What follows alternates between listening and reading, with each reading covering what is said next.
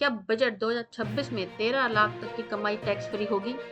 क्या middle class को इस बार सच में बड़ी राहत मिलेगी? किसानों को 6,000 की जगह 10,000 मिलने वाले हैं और क्या रेल यात्रियों के लिए 300 नई ट्रेनें बजट में आएंगी? ये वो बड़े कदम हैं जिनकी उम्मीद बजट 2026 से की जा रही है, लेकिन असली तस्वीर 1 फरवरी को ही साफ होगी।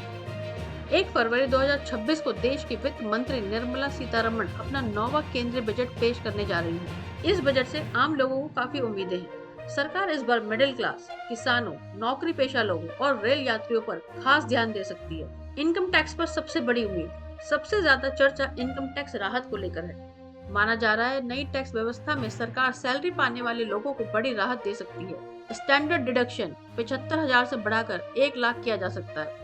अगर ऐसा होता है तो करीब 13 लाख तक की सालाना कमाई पर टैक्स नहीं देना पड़ेगा। इससे लाखों नौकरी पेशा लोगों की महीने की सैलरी में सीधा फायदा दिखेगा और बचत बढ़ेगी। किसानों के लिए राहत की खबर।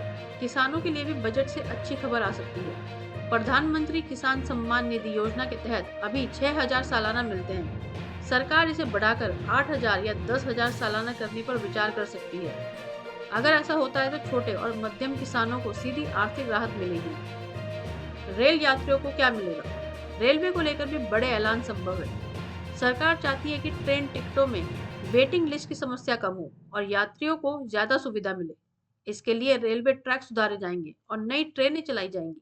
बजट में 300 से ज्यादा नई अमृत भारत और वंदे भारत ट्रेनें शुरू करने की घोषणा हो सकती है। इससे यात्रा तेज होगी और स्टेशन पर ट्रेनों की हालात और बेहतर होंगे। सोलर एनर्जी से बिजली बिल कम।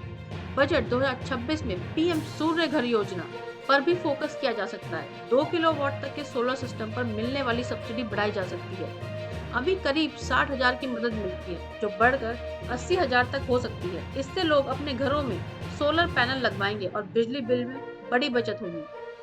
आयुष्मान भारत में बदलाव। आयुष्मान भारत योजना में भी बदलाव संभव है। सरकार मुफ्त इलाज की उम्र सीमा 75 साल से घटाकर 60 साल करने पर विचार कर सकती है।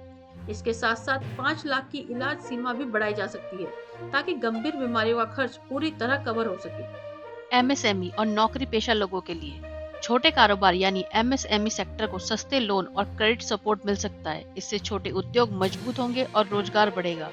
अब बात करें टेक, ईवी और डिजिटल सेक्टर की, तो बजट 2026 में ईवी, एआई और डिजिटल टेक्नोलॉजी को बढ़ावा मिल सकता है। ईवी चार्जिंग नेटवर्क और मैन्युफैक्चरिंग पर इंसेंटिव दिए जा सकते हैं। क्रिप्टो निवेशकों की उम्मीद। क्रिप्टो निवेशकों को भी टैक्स में राहत की उम्मीद है। टीडीएस और भारी टैक्स नियमों में ढील दी जा सकती है, ताकि निवेश भारत में ही रहे। अब बात करते हैं इंफ्रास्ट्रक्चर और रोजगार की, तो बजट 2026 में सरकार इंफ्रास्ट्रक्चर पर रिकॉर्ड खर्च जारी रख सकती है। सड़क, रेलवे और लॉजिस्टिक्स पर भारी निवेश संभव है। कैपेक्स 12 लाख करोड़ से ज्यादा हो सकता है। इससे निर्माण सेक्टर बढ़ेगा और नौकरियां भी पैदा होंगी। सरकार का लक्ष्य है भारत की जीडीपी ग्रोथ 7% से ऊपर बनाए रखना। साथ ही फिस्कल डेफिसिट को करीब 4.2% तक कंट्रोल में रखने की कोशिश होगी। इसका मतलब साफ है, सरकार खर्च भी करेगी और आर्थिक संतुलन भी बनाए रखेगी। कुल मिलाकर बजट 2026 आम आदमी के लिए राहत भरा हो सकता है। अगर ये उम्मीदें पूरी होती हैं तो टैक्स बचेगा, किसानों को मदद मिलेगी, यात्रा आसान होगी और बिजली व इलाज का खर्च कम होगा। आपको बजट 2026 से सबसे ज्यादा क्या उम्मीद है? कमेंट में जरूर बताएं। वीडियो अच्छा लगा हो तो लाइक, शेयर और सब्सक्राइब करें। Thank you for watching us. आपका दिन मंगलमय हो।